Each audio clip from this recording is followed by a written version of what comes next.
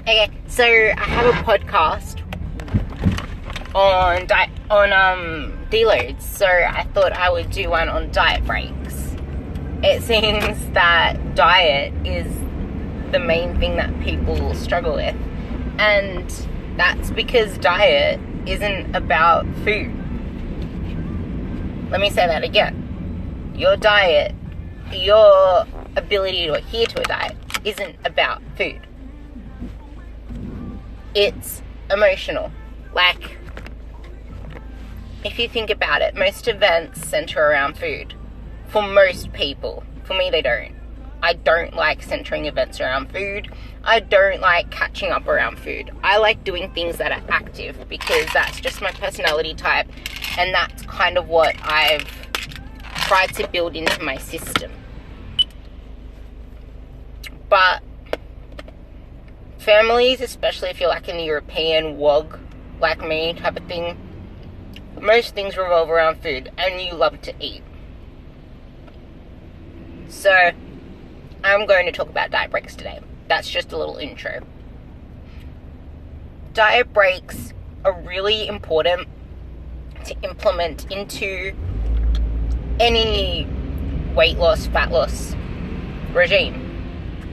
But the frequency and the extent and the way you approach diet breaks depends on a multitude of factors, such as this person's dieting history, this person's mentality, this person's ability to adhere, how they train, how much weight they got to lose.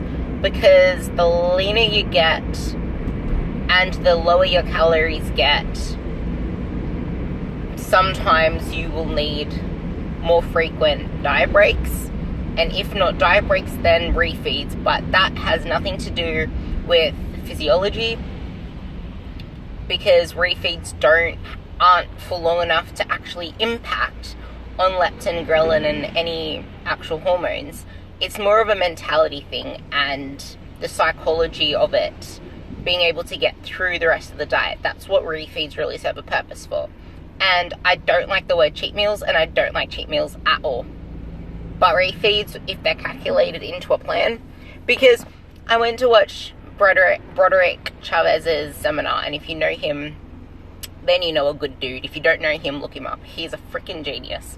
Anyway, he said, why cheat? You're just setting yourself back. Like, if you're on track, why not get yourself ready early so then you actually look fantastic on stage? Because then you can feed into it.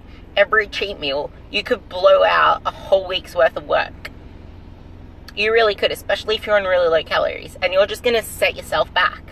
But that is why I personally want to start clients 20 weeks at least before they comp.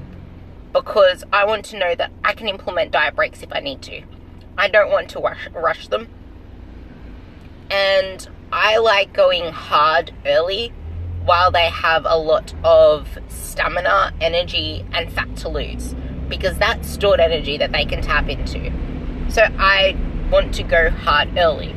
I want to see what they're made of. I want to see what I can do with them early. And it's kind of really good to see results straight up. So go hard, like my way, but it depends on the client. Like, there are some clients that don't like it that way, but this is where communication and honesty and actually reaching out to me is so key to trusting the process. Because if you're just going to hate on the process without reaching out to me and telling me that you're not responding well, then I have no clue, and you're just going to have resentment. But the way I like doing things is hard early while you still have the energy, see what you're made of. And I don't know how, like, if you're just starting out to work with me and I've never worked with you before, I don't know how your body's going to respond. Like, I really don't. So I play it the safe way and go hard early. And my aim is to get you ready bloody early, because then I can feed you into comp, and I don't want you suffering like when you're minimal body fat, because you're going to have less energy. And I don't want you having a shit peak week, because in peak week, I need you refreshed. I need you posing. I need you connecting to your muscles. I need you to feel good to get all the shit you need to get done on peak week done. And And I'm saying peak week as the last week. I don't really change anything in peak week unless you're competing in figure. Then I change up a few things to make sure that everything's coming along nicely. But if you're in bikini or fitness, I don't really change much. I like keeping things the same. But there are a small few that do come in a condition where I can manipulate things. But most peak weeks end up turning clients out to be in a worse condition than they would have been otherwise. Anyway, the whole point of this is I like getting you ready early, having you on board early, so that I can implement diet breaks. Now, diet breaks actually do impact leptin, impact ghrelin, impact metabolism, because they're for a long enough time period where you can reset your homeostasis, your body, your metabolism, like all of that stuff. And I would usually do, depending on the client, depending how long we've been in prep for, usually I start off with a longer amount of weeks, like 12 weeks, sometimes 10 weeks. I go by how your body is responding. If it's still responding, I won't implement a diet break. If you're not hungry, if you're not trudging along, if you're not complaining to me, which is why I say do complain if you need to complain, because I need to know all of this stuff. But it depends on all those factors, then I implement a diet break. And it will usually be around 2-3 weeks. Sometimes just the 1 week. It depends on the person. It depends on the time we have left. And it depends on how ready I think you are. But if I feel like you need a longer diet break so that you can go full balls to the wall afterwards, then I will do that. It's very, very independent. And the way that I implement diet breaks is I usually leave fats low. A lot of people are under the impression that dietary fats are high fats are essential, but they're not. There is an essential amount of dietary fats.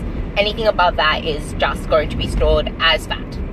Fats get stored as fat if they're not used. Like, they're the most easiest thing to just be stored as fat. And they don't really have an impact on your performance or energy. Carbohydrates do. Carbohydrates are involved in so many processes in your body, because if you know the Krebs cycle, which is one of the anaerobic processes of metabolism done in the cells, so carbohydrates are needed for any energy metabolism.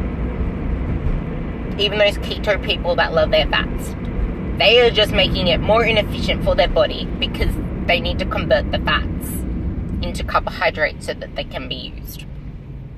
Moral of the story, carbohydrates fuel performance.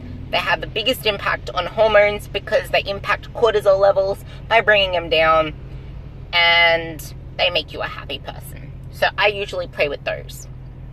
Protein I usually leave the same.